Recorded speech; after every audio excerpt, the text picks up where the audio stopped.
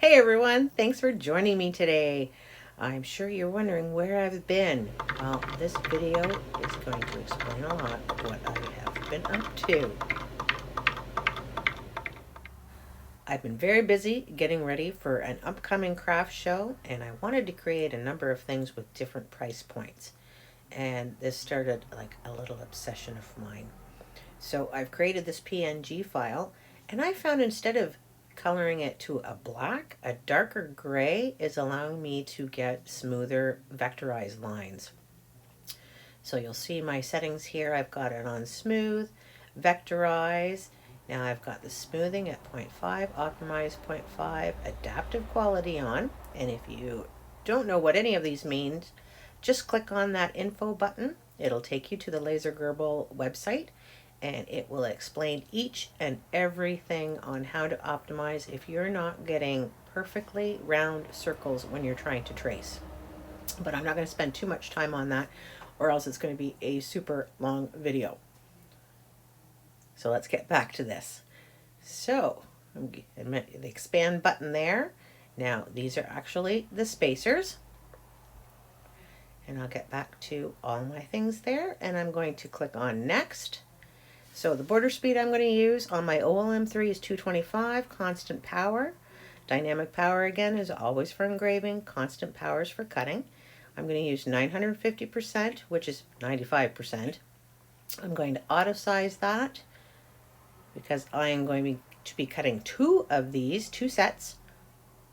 So I want them exactly the same size, and I'm just going to click on create.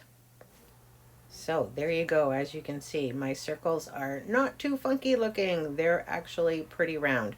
Just be careful you don't up those settings too much though. So this is the info buttons that pop up when I connect my OLM3. So I am just connecting it, and of course the Wi-Fi box will appear. Now I do not use the Wi-Fi. I always suggest using the USB plug-in, just because I live in the boonies, so my Wi-Fi can be a little spotty. Okay, so with the LASERGRBL 4.94, I can append the file, so that means I'm adding extra steps. And I am just clicking the same exact things that I did before for the amount of times that I know it's going to need to cut through my material. So I know with the blanks that I'm using today, I will probably need 2 to 3 passes. So I will keep appending the file as much as I need it. Okay, time to jog our laser. So bottom left of the screen here, use the slider tool if you need to move the laser faster. You use that slider tool, move that down to fine tune the point of where you want your laser to start. So I'm just fine tuning that. And then I will click on the focus button to see if I'm at the point where I want it to be. I will always click that focus button off, and I will always use the set origin, and that is the world globe tool there with the little round doohickey on it. Okay, so that will set the origin of where I want my laser to start from, and then I will click frame. So right now that's just quickly framing it, and you'll see in a second here all these steps that I'm taking. I did record, but I'm just not doing screen on screen right now. So in order to run the program, you'd press play. Now on the bottom right of your screen, you'll see that hand stop button, so you can press that to stop engraving at any time.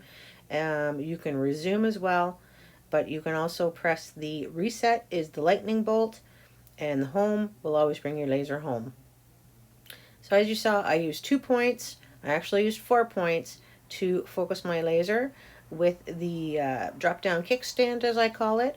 So I made sure that all those 4 corners and the center were level for my focusing. And sometimes your material can have a slight warp in it. So what I suggest is actually just if you have to wedge your platform up a little bit in spots just to make sure your material is level.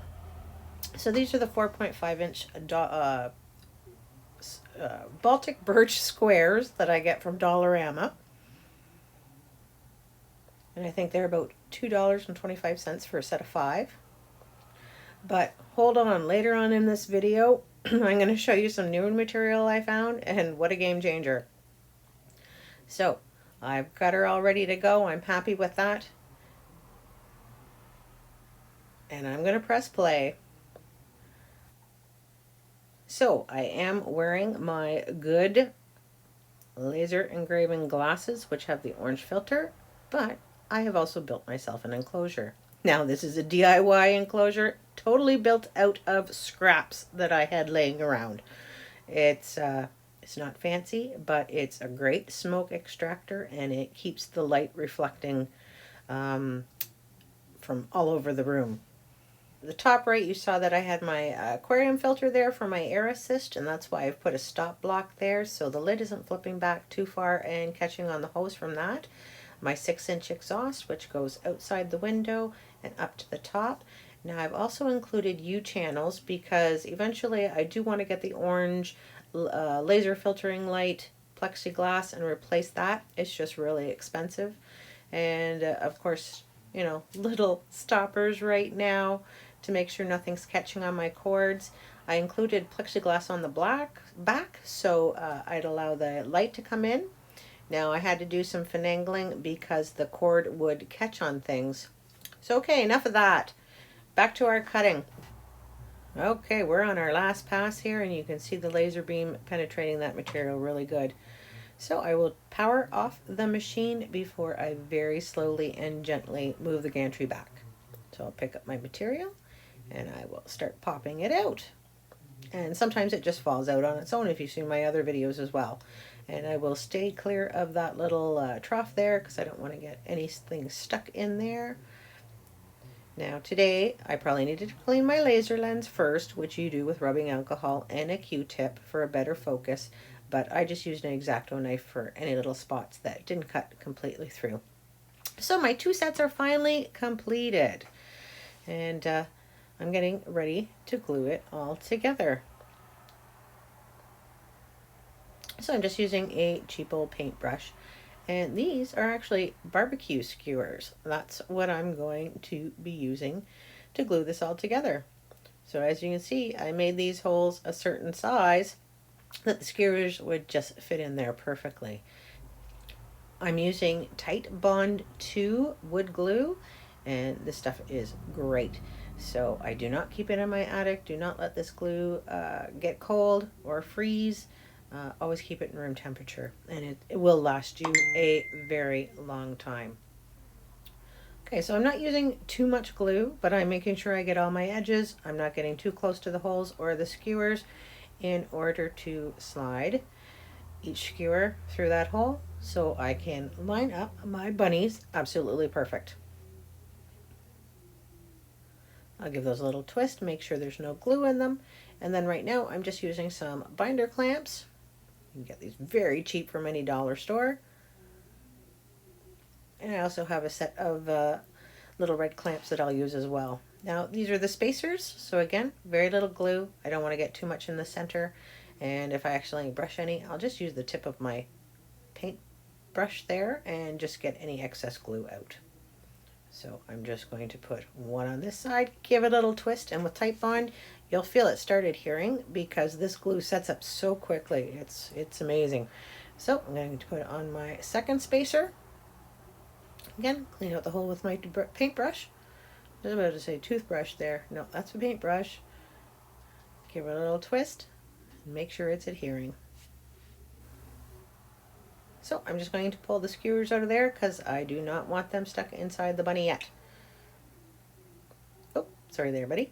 And I'm going to do the same exact thing for the legs now. Now, I totally skipped the video of me taking it upstairs in the attic and giving a sanding with my orbital sander, and I use my Dremel tool as well just to get around the edges, make it nice and clean.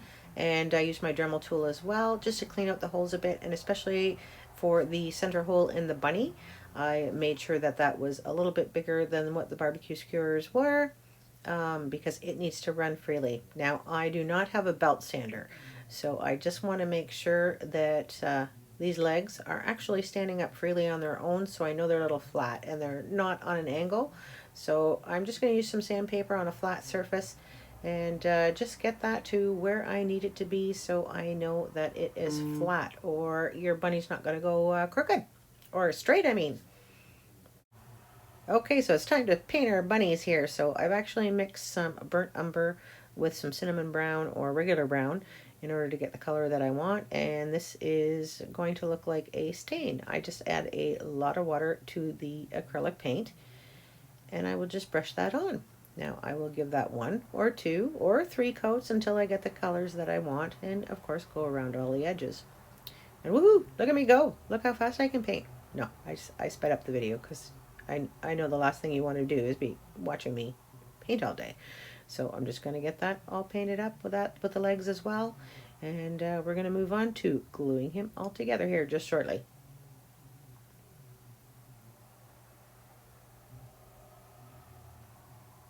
There we go. Enough of painting. So I've taken the barbecue skewers. I've kind of pre-measured how long I needed. I've got my Fiskars tool set here. Nice little handy little saw blades, X-Acto knife blades. I picked that up at Walmart. I think it was about $30. And yeah, as you can see now, when I put the bunny all together and with the spacers that I've put there, they fit nice and tight. So I'm just measuring my skewers, and in order to cut 2 at the time, I am just going to tape them together. So I've got a block. I'm going to put a rubber pad on the bottom. That's a anti-slip pad. You can get them for your drawers. I just cut them down to sizes that I need and set that there. And I've cut the size of the sticks that I needed. Okay, so I want to make sure that the bunny spins freely through this barbecue stick, so I will actually give it a light sand, and that's 220 grit sandpaper that I'm using. So again, I'm going with the Titebond wood glue, and I am just popping that one into the hole.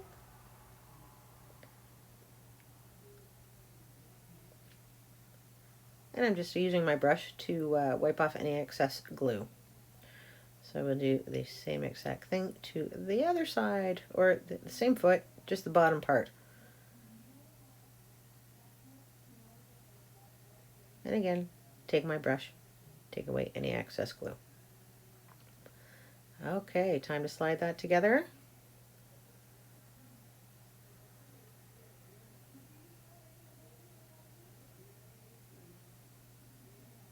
And I'm just taking my paintbrush and dabbing the glue on the end of the sticks for this one.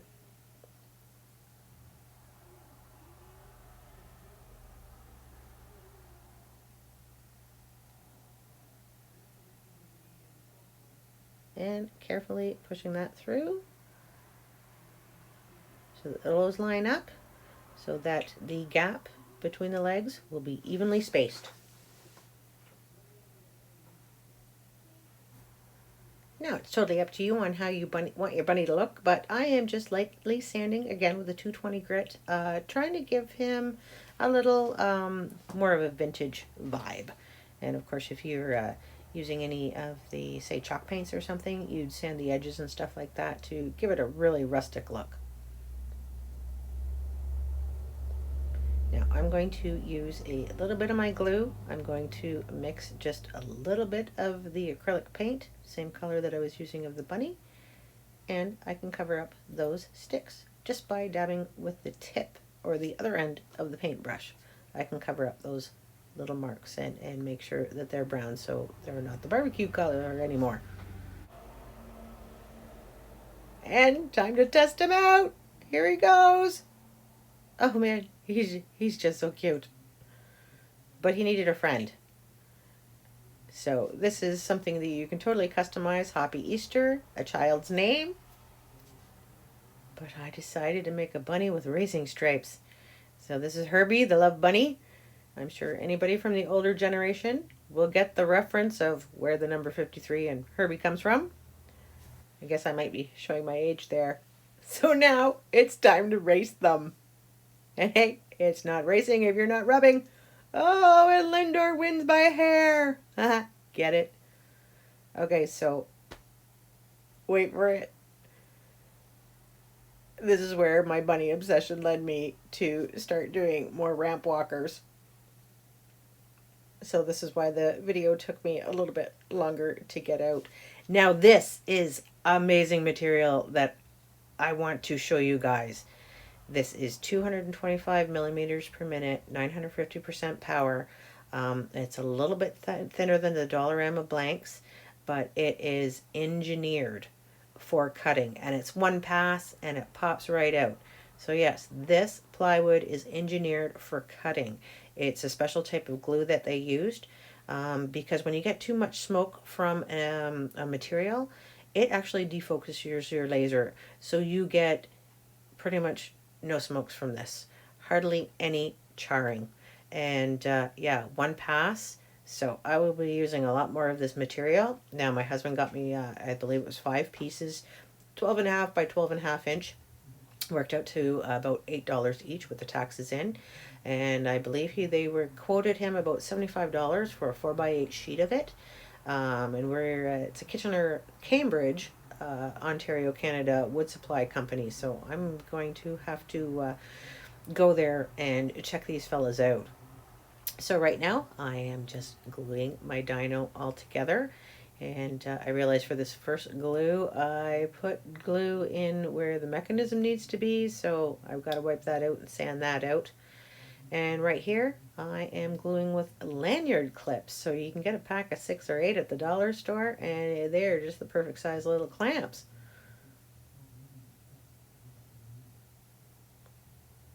Okay, so the body, I am gluing first to the one outside leg.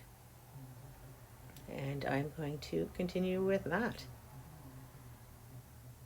Okay, so this is the mechanism for the inside, and I'm going to add some extra feet to the sides there, and I'm going to glue that all together. So I've got them all glued together, and the piece that's going to go up inside the dyno, that sounds dirty, I will give that a slight sand to make sure that it's not rubbing at all, and I will also give the circles a little sand out. So that will slide in like that. And I've got my little piece of doweling, and I will make sure to give that a light sand because that leg, the back leg, needs to wobble back and forth freely.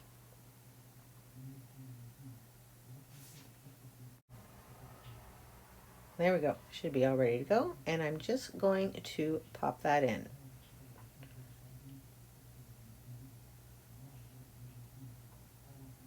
So trying to line it up as perfectly as possible.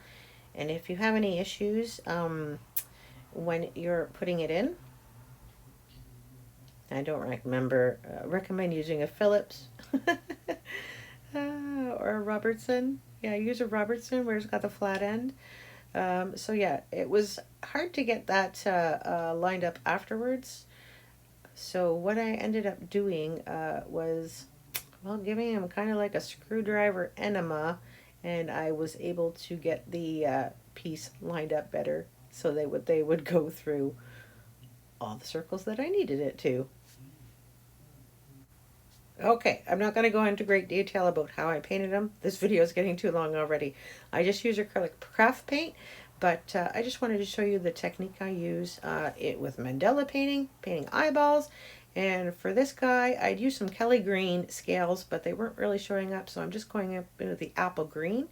And I'm using the opposite end of the paintbrush. So I'll dab it into the paint, dab it onto the container, and I will just dab away until I am happy with him, just to give him a little bit of detail. Okay, here's the big secret to get your ramp walkers working properly. On both of the front legs, cut a little small piece of 220 grit sandpaper, use Titebond glue to glue it to the front. It'll keep them from slipping down the ramps too quickly. So the file that I showed you was Rex 1.0. This is Rex 2.0, so it took a little bit, did some modifications for to be able to laser cut all of these animals. Now I am offering these files for sale. They're $5 for all of them. You will get a zip file with a PNG format, SVG format, AI format, EPS format. You'll also get the oval in order to fit text to path so you can customize the bunnies with individuals' names. So you can get a hold of me through my email, which is on the home page here. And you can also get a hold of me on the subscribers only page, which is DiSignsCdn on Facebook. So subscribers get rewards as well. There's a number of files already uploaded, ready and waiting for you to download and give it a try. And for those of you that have already subscribed, this Canadian girl thanks you so much. Now get off your bunny butts and go create!